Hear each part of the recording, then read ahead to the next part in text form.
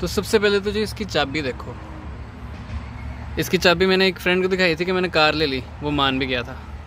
फिर अब देखते हैं इसके बटन्स में क्या क्या है। एक हॉर्न है, ये स्विच मैं बताता हूँ क्या है। ये लाइट के लिए है, इधर ये इंडिकेटर है, ये डिपर है, और ये फिर से हॉर्न आ गया। यहाँ पे एक स्टैंड, वही डबल स्टैंड भी है, सिंगल स्टैंड भी है।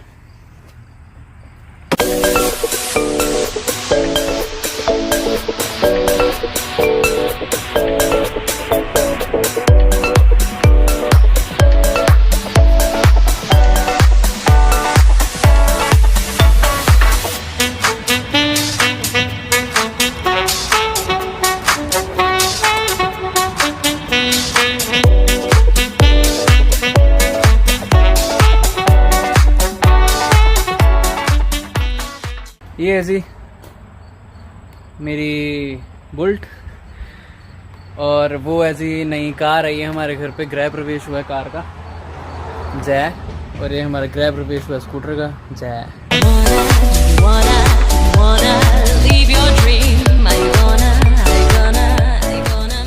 लोग कनाडा में साइकिल के बाद सीधा कार लेते हैं, पर मैंने ई बाइक और वी कैन से ई स्कूटर क्यों लिया।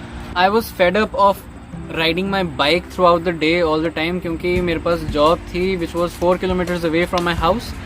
तो 4 किलोमीटर जाना, फिर वापस आना, रास्ते में और शॉपिंग करनी, उस बोझ को उठाना। अभी ये कौन सा महीना चल रहा है? ये सितंबर चल रहा है, 9th मंथ। स्नो वाला पोर्शन हटा दूँ तो ये मैंने चीज़ अराउंड 6 मंथ्स की है, तो I was done with that.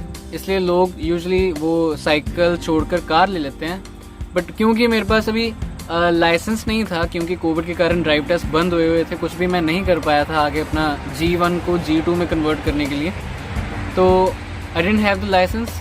और ऐसा नहीं है कि मुझे अचानक ध्यान आया कि मैंने ई बाइक लेनी है जी, चलो लेने चलते हैं। जो मुझे फिर Kijiji पे जो दिखा मैंने ले लिया। सेकंड हैंड है, लग नहीं ना रही, थैंक्स। ये मैं ऑलमोस्ट स्टार्टिंग से ही देख रहा हूँ कि ई बाइक लेने का मेरा मन है, तो बस विद टाइम जब मुझे एक अच्छी डील मिली अच्छी चीज़ के लिए, when I just went for it and bought it। और साइकिल पे मैं ऊबर भी करता होता था, ऊबर ईट्स।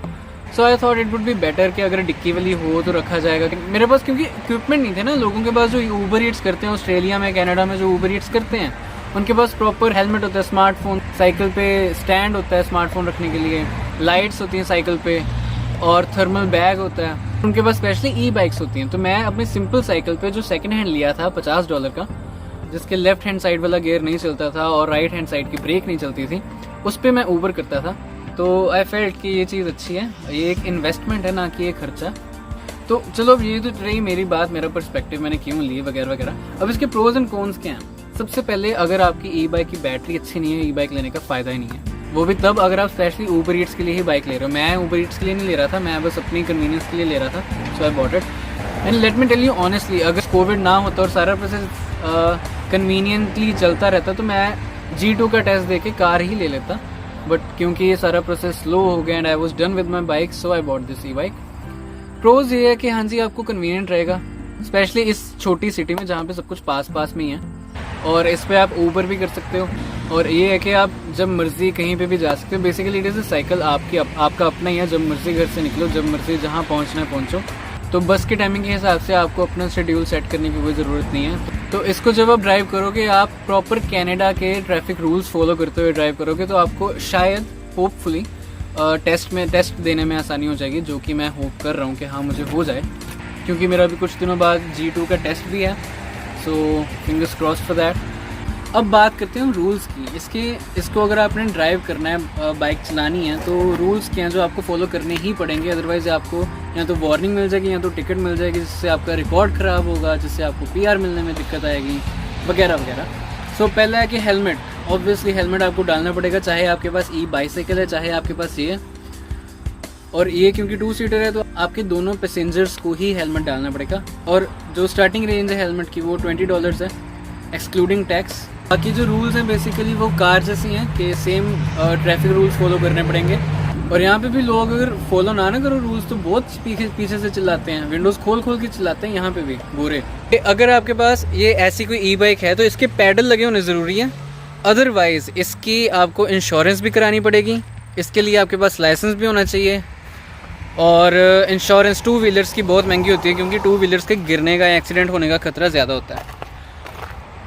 और इसका सिर्फ पैडल ही है, जिसके कारण मुझे ना इसकी इंश्योरेंस कराने की ज़रूरत है, ना मुझे इसके लिए कोई लाइसेंस चाहिए, and still it is legal on roads. तो बस यही है, ई बाइक ले ली। अब जब तक स्नो पड़नी नहीं शुरू होती तब तक ये चलाएंगे। और लुक्स में भी काफ़ी अच्छी है, मम्मा को बहुत पसंद आई है। तो बस मम्मा को जो चीज़ पसंद आ गई वो फिर वर्थ इट ही है। काफ़ी लोगों के कमेंट्स आ रहे हैं, मैसेजेस आ रहे हैं कि उन्होंने 2021 जैन इनटेक के लिए अप्लाई किया है लैम्पटन कॉलेज सारिया में ही। So yeah, hope to see you soon, and for now I hope it helps. See या।